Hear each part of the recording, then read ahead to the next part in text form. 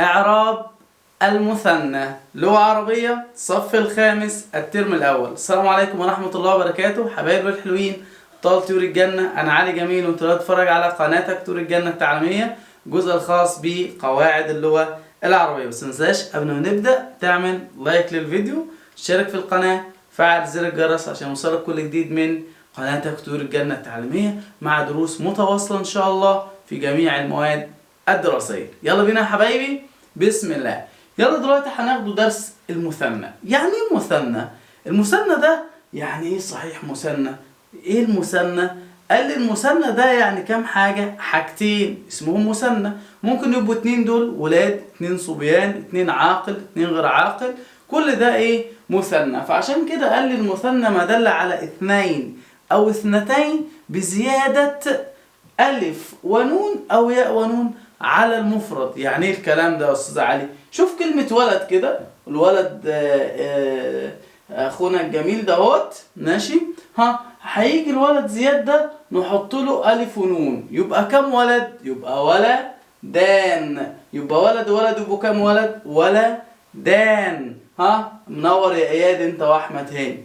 ولدان تمام. طب بنت، هنحط بنت واحدة مفرد، هنزود على المفرد ده ياء ونون او الف ونون تبقى ايه؟ بنتين او بنتان، تبقى هنا بنتين. شفتوا ادي البنتين جميلتين دول، تمام كده؟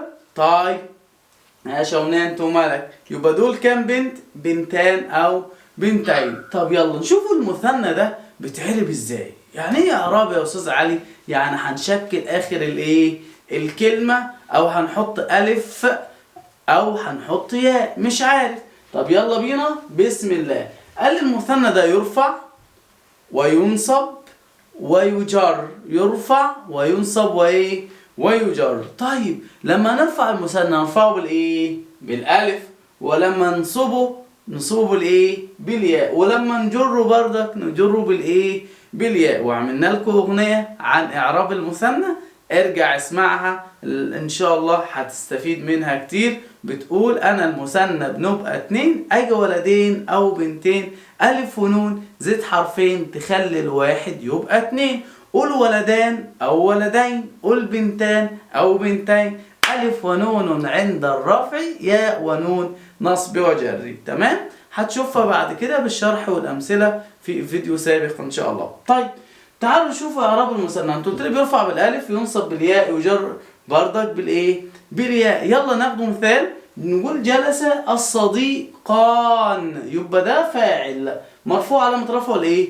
الالف يا استاذ علي. طب رايت الصديقين، كم واحد دول؟ مثنى، يبقى ده فعل وده الفاعل بتاعه تو، والصديقين مفعول به منصوب، علامة نصبه ايه؟ الياء. احسنتم. هنا نقول مررت بالصديقين، الباء حرف ايه؟ جر، صديقين اسم مجرور بالياء بالباء وعلامة جره الياء. احسنتم يا شباب. طب متى يرفع المثنى يا استاذ علي؟ يعني يبقى ايه اعرابه؟ قال لي عندما يكون فاعلا يرفع بالالف، ومبتدا يرفع بالالف، وخبر ايضا يرفع بالالف. ما تشوفوا امثله كده وصعالي الكلام كده جاف. يلا بينا نشوفوا الفاعل. نقول صدق العالمان. مين اللي صدق؟ فعل ماضي، والعالمان هم اللي صدقوا، يبقى هم الايه؟ الفاعل. الفاعل دايما مرفوع، علامة رفعه الالف. ليه؟ لانه مثنى. طيب النون دي، قال لي النون دي دايما لازمة للمثنى، ودي بدل التنوين على فكرة يا شاطرين، ودايما في المثنى تكون مكسورة. نقول العالماني. نقول ايه؟ العالماني. شطار. طب يلا مبتدأ. نقول الفصلان واسعان. ينفع نقول فصلين؟ لا، عشان ده مبتدأ مرفوع، علامة رفعه الألف لأنه إيه؟ مثنى. واسعان خبر مرفوع أيضا وعلامة رفعه إيه شاطرين؟ الألف. تعالوا نشوف الخبر. الولدان منتبهان. فين المبتدأ؟ الولدان. من هو الولدان؟ منتبهان، خبر مرفوع علامة رفعه الإيه؟ الألف. تعالوا نشوف بقى متى ينصب المثنى. عندما يكون إيه؟ مفعولا به. تمام؟ عندما يكون مفعولا ايه؟ به. طبعا نتكلم لغايه سنه 5، في بعد كده اسمهن وحاجات وخبر كان، ده مش علينا، احنا نقبل على سنه 5 ايه؟ فقط. عندما يكون مفعولا ايه؟ به. طب ينصب علامه نصبه الياء. طب يلا ناخده مثال، نقول قرأت قصة ولا قصتين؟ شاطرين، قصتين مفعول به منصوب وعلامة نصبه الايه؟ الياء، وعلامة نصبه الياء لأنه مثنى. طيب متى يجر يا أستاذ علي؟ يجر عندما يكون اسم مجرور وعلامة جره الياء ومضافا إليه، وبردك مجرور وعلامة جره الياء. يبقى مين اللي بنجر؟ اسم مجرور ومضاف إليه. مين بنجر؟ اسم مجرور ومضاف إيه؟ إليه. أنت ما بتقولش ليه؟ مين بنجر؟ اسم مجرور ومضاف إليه. شطر جدا. تعالوا ناخد مثال كده، نقول قرأت في كتابين. كتابين اسم مجرور بالباء، علامة جره شاطرين الياء لأنه مثنى. نقول كلام الطالبين جميل. كلام مين؟ الطالبين. يبقى الطالبين التاني بايه؟ مضاف اليه مجرور. طب علامة جره يا شاطرين؟ ايوه علامة جره الياء. ليه؟ لانه مثنى. تمام كده؟ تعالوا ناخد تدريب كده على اعراب المثنى، نعرب الجملة دي. الكتابان جديدان. يلا نعرب اعراب تفصيلي. نقول الكتابان ايه؟ مبتدأ مرفوع وعلامة رفعه الالف لانه ايه؟ مثنى. تمام؟ يبقى الكتابان اسم بدل بالجملة يبقى مبتدأ. المبتدأ دايما مرفوع، علامة رفعه ايه؟ الالف عشان ده هو مثنى. تمام. طب جديدان يا استاذ علي هقول ايه؟ خبر مرفوع وعلامة رفعه الالف لانه مثنى.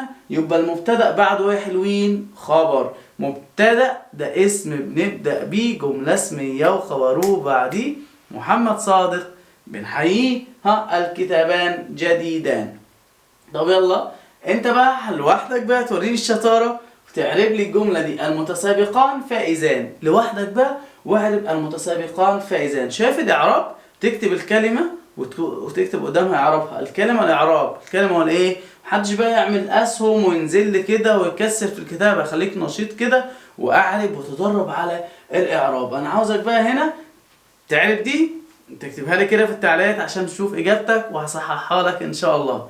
ماشي يا حبيبي؟ شاطر. يلا بقى ناخده مثال ونعربه. نصح المعلمان الطالبين. نصح المعلمان الايه؟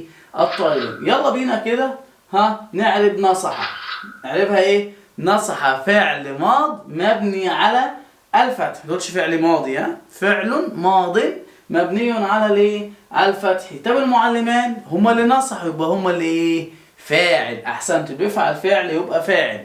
يبقى فاعل مرفوع علامة رفعه الالف لانه مثنى. طيب نصحوا مين؟ الطالبين. هم اللي اتنصحوا يبقى الفعل حصل فيهم يبقى هم مفعول به. مفعولا به منصوب. طب علامة نصب ليه؟ الياء لانه مثنى. طيب انت بقى هتتدرب على اعراب الجملة دي. المعلمان في الفصلين. المعلمان في الفصلين. يلا بينا نعرب. عربت؟ يلا صحح اجابتك. يلا وقف الفيديو اعرب وصحح الاجابه من اللي انا هقولها. المعلمان تتعرب ايه؟ اسم بدل بالجمله يا استاذ علي. تعرب ايه يعني؟ مبتدا عشان احنا بدانا بيه الايه؟ كلام. مبتدا وبعده خبر. المعلمان في الفصل. المعلمان مبتدا مرفوع علامه رفع الايه؟ الالف لانه مثنى. في حرف ايه؟ جر. يبقى الفصلين اسم ايه؟ مجرور. وهذه كلها خبر على فكرة. تمام؟ يبقى في حرف جر والفصلين اسم مجرور وعلامة جره الياء لأنه مثنى. ودي كلها جملة خبر شبه ايه؟ جملة. مش علينا الحتة دي. ناخده بقى الواجب. يلا بينا ناخده الواجب على إعراب المثنى.